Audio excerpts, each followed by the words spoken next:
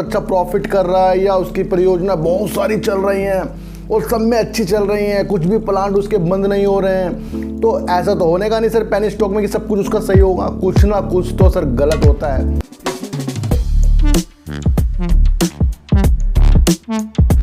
नमस्कार, मैं स्वागत करता हूं आपका अपने ही चैनल में जिसका नाम है डीप सर्च 6 और आज बात करेंगे सर जेपी पावर की। और इन सब की बात करने से पहले आपको एक बात बता दूं मैं कि पेनी स्टॉक के साथ तो सर जुड़ ही जाता है कि पेनी स्टॉक में कहीं ना कुछ प्रॉब्लम आती रहती हैं। यानी कि पेनी स्टॉक वैसे पेनी नहीं बनाया कि भाई उसका काम बहुत अच्छा है या वो बहुत अच्छा प्रॉफिट कर रहा है या उसकी परियोजना बहुत सारी चल रही हैं और सब में अच्छी चल रही हैं, कुछ भी प्लांट उसके बंद नहीं हो रहे हैं। तो ऐसा तो होने का नहीं सर पेनी स्टॉक में कि सब कुछ उसका सही होगा, कुछ ना कुछ तो सर गलत होता है। इसलिए ही पेनी जो स्टॉक होता है यानी कि जेपी पावर जैसे हो गए या छोटे मोटे शेयर हो गए तो वो कुछ ना कुछ प्रॉब्लम उनके अंदर होती रहती है। अब सर ये चीज़ें मैं आपको क्यों बता रहा हूँ, क्योंकि बीते गुरुवार के दिन सर रीवा मध्य प्रदेश में इनका एक थर्मल प्लांट है सर, उसका 254 करोड़ रुपए का जो बिजली का बिल था ना बकाया था। कई बार जेपी पावर के प्रबंधक को बोल दिया गया था कि 254 करोड़ रुपए का आप ये बिल चुका दें, नहीं तो एक्शन लिया जा सकता है, नोटिस दिया जा सकता है। तो उसके बाद भी कुछ एक्शन जेपी पावर की तरफ से नहीं लिया गया है। तो इसे देखते हुए वहाँ के कलेक्टर ने सर रीवा स्थित जो इनकी मध्य प्रदेश में थर्मल प्लांट है उसको उन्होंने कुर्की और सील भी कर दिया है। तो एक बैड न्यूज़ डाल दी है जेपी पावर के शेयरों में, और जेपी पावर के शेयरों में गिरावट आना इस न्यूज़ से संभव हो जाएगा आपको। रिजल्ट भी सर इसका आ गया, रिजल्ट भी सर लॉस में आया है। तो इसके अंदर रिजल्ट में एक पॉजिटिव संकेत यह कि इसकी जो सेल है वो बढ़ रही थी, तो वो भी देखते हुए हमने इसके अंदर थोड़ी सी अभिलाषा दूर तक की बनाई है। लेकिन ये न्यूज़ अभी हमारे सामने आई है, क्योंकि जो न्यूज़ को हम खोजते हैं वो 1-2 दिन लेट आ जाती है, लेकिन ये न्यूज़ आज ही मिली है तो फिर इसका हमने आज ही सोचा कि आपके लिए इसकी वीडियो बना दें। कि निगेटिव न्यूज़ है ये।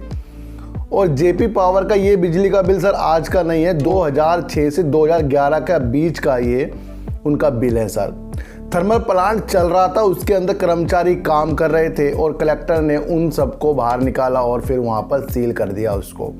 तो ये देखा जा रहा है कि जैसे ही पेनी स्टॉक अब हमारी झोली में है और वो पावर से संबंधित है, तो कहीं ना कहीं ये दिख रहा है कि जेपी पावर में कुछ अच्छा तो है नहीं सर, और ये उसके अंदर और एक अंकुश लगा देगा।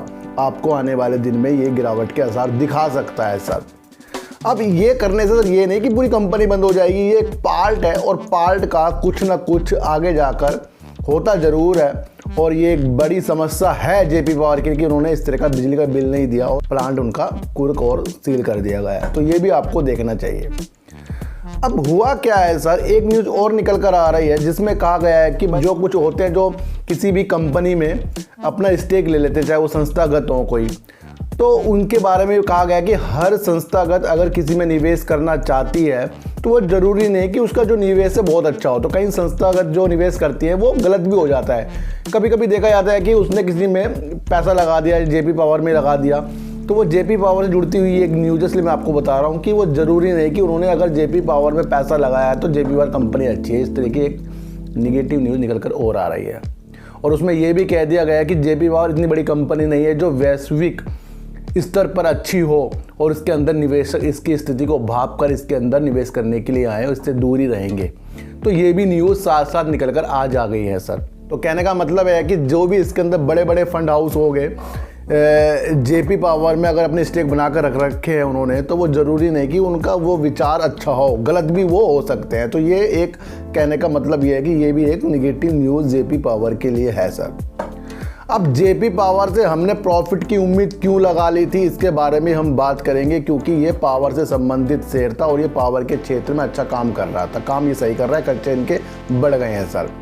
लेकिन हमें कहीं ये भी देखना चाहिए कि जिस तरह से कोयले की समस्या उलझती जा रही है और कोयला शॉर्ट होता जा रहा है और 3-3, 5-5 घंटे के कट लग रहे हैं, और जब कट लग रहे हैं तो उसके बाद तो पावर के शेयरों में आपको प्रॉफिट आना संभव नहीं होता। ये भी आपको एक कड़ी जोड़ लेनी चाहिए कि भाई कोयला नहीं आ रहा है और कोयले की समस्या आ रही है, और जब बिजली वो नहीं देंगे तो फिर वो बिजली के पैसे वापस करेंगे, तो कहीं ना कहीं आपको लॉस आना इसमें संभव ही था। तो ये भी आपको एक सोचना चाहिए। इस तरह इस चीज़ को हम इस तरह से समझेंगे, अगर कहीं कोई आटा बनाने वाली कंपनी है तो अगर उसको गेहूं अगर उसको लगातार मिलता रहा तो वो प्रॉफिट करती रहेगी, बेचती रहेगी, फिर आगे जाते रहेंगे। अगर उसको गेहूं नहीं मिला तो फिर वो आटा कैसे पीसेगी, फिर वो अपने कट्टे कैसे पैक करेगी, फिर वो कट्टे अपने जो होते हैं आटे के वो कैसे बाजार में फैलाएगी।